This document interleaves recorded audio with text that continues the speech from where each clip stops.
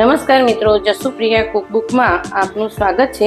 આજે આપણે એક હોમમેડ મસાલો બનાવવા જઈ રહ્યા છીએ। તો આ મસાલો એ મલ્ટિપલ કામમાં આવશે। જે તમે કોઈ પણ ચાટ બનાવી હોય તો એની ઉપર પણ સ્પ્રિંકલ કરી શકાય। તમે ફિંગર ચિપ્સ બનાવો બટાકાની તો એની ઉપર પણ છાંટી શકો છો। કોઈ પણ ફ્રૂટ હોય તો એની પર પણ તમે સ્પ્રિંકલ કરી શકો છો। તો આપણે અહીંયા ધાણા જીરાનો ઉપયોગ કર્યો છે। અહીંયા 1.5 ચમચી મેં ધાણા જીરું લીધું છે।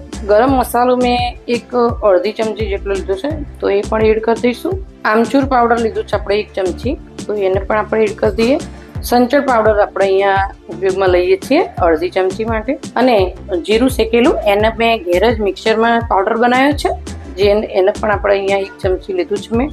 અને આપણે મિત્રો અહીંયા એક 2 થી 3 પિંચ જેટલી જ મેં કાળા મરીનો પાવડર લીધો છે। તો મિત્રો આપણે અહીંયા સરસ રીતે એ મિક્સ કરી દઈશું।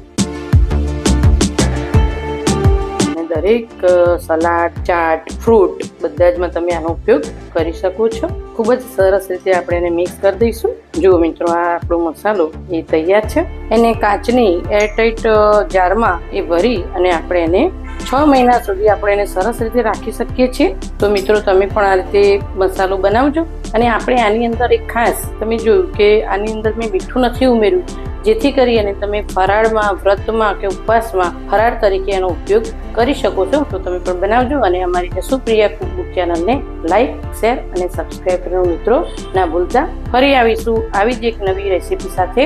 Thank you.